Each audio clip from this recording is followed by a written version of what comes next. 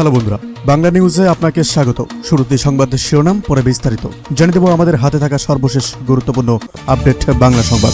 এদিকে যারা মুক্তিযুদ্ধের বিরোধিতা করছেন, দয়া করে নির্বাচনের বিরোধিতা করবেন না, বলেন ফখরুল।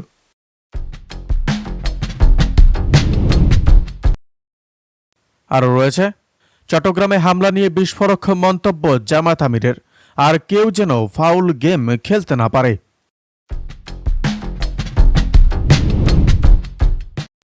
বিস্তারিত আলোচনা করব। নাশকতার শঙ্কায় দেশের সব বিমানবন্দরকে সতর্ক থাকার নির্দেশ।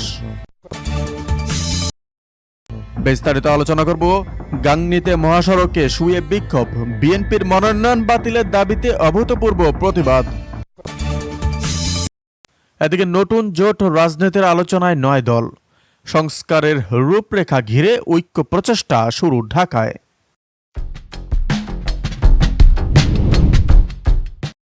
আপনাদের জানিয়ে দেব, রোববার থেকে সারা দেশে শিক্ষক কর্মবিরতি, লক্ষ লক্ষ ছাত্র অভিভাবক আতঙ্কে। সর্বশেষ আপডেট পাওয়া যাচ্ছে, সেনা সদরের বার্তা, নির্বাচন হলেই দেশে ফিরবে স্থিতিশীলতা, প্রস্তুত আছে সেনাবাহিনী।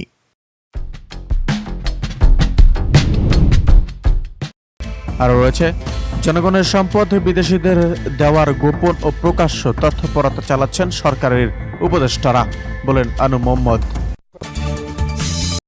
আপনাদের জানিয়ে দিব, অন্তত 5 বছরের জন্য জাতীয় ঐক্যের সরকার, নূরের নতুন রাষ্ট্র রোডম্যাপে উত্তেজনা। দল নির্বাচন পিছিয়ে দিতে চায়, মেজর হাফিজের এই অভিযোগেই আজ রাজনৈতিক অঙ্গনে নতুন তাপ যোগ হয়েছে। তিনি বললেন, কিছু দল নির্বাচন বিলম্বিত করে ক্ষমতার স্বাদ নিতে চায়। এই লাইনটি উঠতেই প্রশ্নের ঝড়, তিনি ঠিক কাদের ইঙ্গিত করছেন? ইত্তেফাক ডিজিটাল জানায়, মেজর হাফিজউদ্দিন আহমেদ এক সভায় বলেন, নির্বাচন বিলম্ব মানেই ক্ষমতার শূন্যতা তৈরি করা, আর সেই শূন্যতা ব্যবহার করেই কিছু মহল রাষ্ট্রযন্ত্রের ওপর প্রভাব বিস্তারের চেষ্টা করছে। এখানে প্রথম কৌতূহল জাগে, তিনি কি কোনো নির্দিষ্ট দল নাকি বৃহত্তর রাজনৈতিক সমীকরণের কথা বলছেন? তিনি বলেন, যারা ভোটের দিন পিছিয়ে দিতে চায় তারা গণতন্ত্রের প্রতি দায়বদ্ধ নয়, তারা সময় টেনে নিয়ে অস্বাভাবিক পরিস্থিতি তৈরি করতে চায়। বক্তব্যে ছিল সতর্কতা সুর, যেন তিনি সামনে সম্ভাব্য ঝড়ের ইঙ্গিত দিচ্ছেন। বিশ্লেষকদের মতে নির্বাচন বিলম্ব নিয়েই এমন অভিযোগ, আসলে বার্তা দুটি। 1, রাজনৈতিক মাঠে অস্থিরতা বাড়ছে। 2, নির্বাচন সময় মতো না হলে নতুন সংকট তৈরি হবে। এখানে দ্বিতীয় স্তরে কৌতূহল, তার বক্তব্য কি পূর্বের 1-11 এর মতো অচলাবস্থার পুনরাবৃত্তির সম্ভাবনা ইঙ্গিত করছে? মেজর হাফিজ দাবি করেন, জনগণ ভোটের জন্য প্রস্তুত, মানুষ আর কোনো অনিশ্চয়তা চায় না, তারা চায় স্থিতিশীলতা, চায় ভোটাধিকার। তার কথার মাঝেই উঠে আসে জনতার ক্লান্তি আর প্রত্যাশা চিত্র। তিনি আরও বলেন, দেশে যত দেরি হবে ততই অস্বাভাবিক শক্তি সুবিধা নিতে চাইবে। এই বক্তব্য শোনার সঙ্গে সঙ্গে উপস্থিতিদের মধ্যে চাপা গুঞ্জন, নির্বাচন কি সত্যি ঝুঁকিতে? রাজনৈতিক পর্যবেক্ষকরা বলছেন, এমন অভিযোগ নির্বাচনের আগে চাপ তৈরি কৌশল হতে পারে, আবার এটি সম্ভাব্য সংকটের সতর্ক বার্তাও হতে পারে। নির্বাচন কি সময় মতো হবে? যারা বিলম্ব চায় বলে অভিযোগ করা হচ্ছে তারা কারা? আর বিলম্ব হলে দেশের রাজনৈতিক চিত্র কোন পথে যাত্রা করবে? এদিকে সময়সীমা যতই ঘনাবে, এই সতর্কবাণীর প্রতিধ্বনি ততই। এদিকে ফেব্রুয়ারিতে নির্বাচন না হলে আরেকটি 1-11 হবে। রাশেদ খানের এই সতর্ক বাণী ঝিনাইদহের রাজনৈতিক পরিবেশে আজ নতুন ঢেউ তুলেছে। বাক্যটি এতটাই তীব্র যে মুহূর্তেই নতুন প্রশ্নের জন্ম দিয়েছে।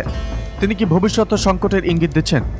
ঝিনাইদহে অনুষ্ঠিত মত বিনিময় সভায় তিনি বলেন, দেশ এখন এমন এক মোড়ে দাঁড়িয়ে আছে যেখানে সময় মতো নির্বাচন না হলে অরাজকতা, অস্থিতিশীলতা এবং শক্তি শূন্যতার নতুন অধ্যায় শুরু হবে। এখানে প্রথম কৌতূহল জমে, তিনি কি সত্যি 2007 সালের মতো পরিস্থিতির পুনরাবৃত্তি দেখছেন? রাশেদ খান বলেন, জনগণের ভোটাধিকার ফিরিয়ে আনতে হলে নির্ধারিত সময় নির্বাচন করতে হবে। ফেব্রুয়ারির বাইরে গেলে রাষ্ট্র ক্ষমতার শূন্যতা তৈরি হবে, আর সেই শূন্যতা কখনোই ভালো কিছু ডেকে আনে না। এই বক্তব্যে উপস্থিত জনতার মুখভঙ্গি বদলে যায়, কারণ 1-11 স্মৃতি আজও রাজনৈতিক মানসপথে গভীর। তিনি অভিযোগ করেন, কেউ কেউ নির্বাচন বিলম্বিত করার চেষ্টা করছে। সময়সীমা টেনে নিয়ে তারা কি চায়? আরেকটি জটিলতা, জাতি আরেকটি অনিশ্চয়তা সহ করতে পারবে না। এখানে দ্বিতীয় স্তরে কৌতূহল, তিনি কোন পক্ষকে ইঙ্গিত করছেন? রাশেদ খান আরও বলেন, দেশের তরুণরা আজ রাজনীতি নিয়ে নিরাশা, তারা পরিবর্তন দেখতে চায়। তরুণদের শক্তি গতবার যেমন ছিল এবার আরও সংগঠিত। যদি নির্বাচন পিছিয়ে যায় তার প্রতিক্রিয়া ভয়াবহ হতে পারে।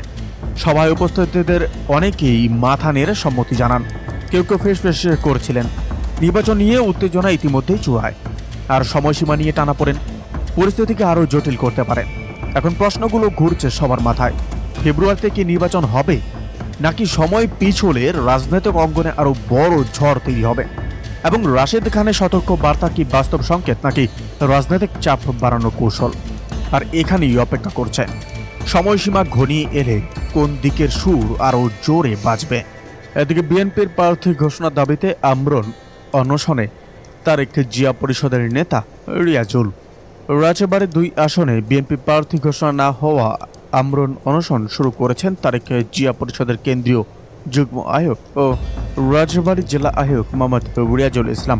সোমবার দুপুর 2টা থেকে তিনি পাংশা পৌর শহরের পুরাতন বাজার দরগাতলা এলাকায় হজরত শাহজুই মাজার শরীফের সামনে অনশনে বসেন।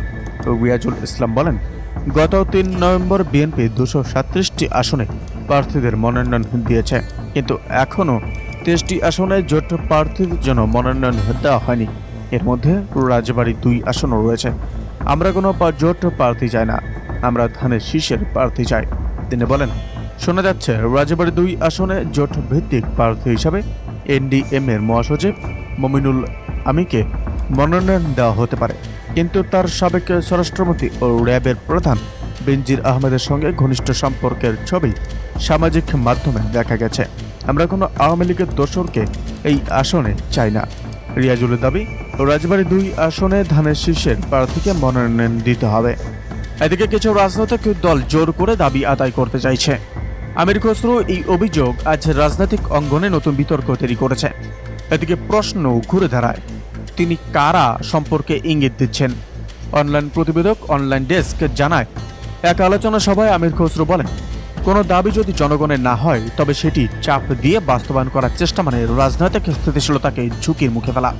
তার কথা ছিল সতর্কতা, আবার ছিল ইঙ্গিতও, যেন তিনি অদৃশ্য চাপের মানচিত্র তুলে ধরতে চাইলেন। তিনি বলেন, দাবি আদায়ে জোর জবরদস্তি চলতে পারে না। জনগণ যা চায় না তা চাপিয়ে দেওয়া গণতন্ত্রের বিরুদ্ধে। এখানে প্রথমে কৌতূহল বাড়ে, কোন দাবির কথা তিনি বোঝাচ্ছেন। নির্বাচনের আগে রাজনৈতিক পক্ষগুলোর চাপাতি কৌশলকে তিনি পরোক্ষভাবে প্রশ্নবিদ্ধ করেছেন। খসরু দাবি করেন, পরিবর্তনের কথা বললে আগে গণতন্ত্র ফিরিয়ে আনতে হবে। রাষ্ট্রীয় ব্যবস্থা স্বাভাবিক না হলে কোনো দাবি, কোনো আন্দোলনই দীর্ঘস্থায়ী হয় না। তার মতে, কিছু দল নিজেদের স্বার্থে বিশৃঙ্খল পরিবেশে লাভ খোঁজে। এই লাইনটা উপস্থিতদের মধ্যে তাৎক্ষণিক গঞ্জন তোলে। এখন দ্বিতীয় স্তরে কৌতূহল সামনে আসে, তিনি কি নির্বাচন বিলম্ব, গণভোটের সময়, নাকি অন্য কোনো বিষয়কে ঘিরে চাপের ইঙ্গিত দিচ্ছেন। তিনি আরও বলেন, জনগণই দেশের মালিক, জনগণের মতামত ছাড়া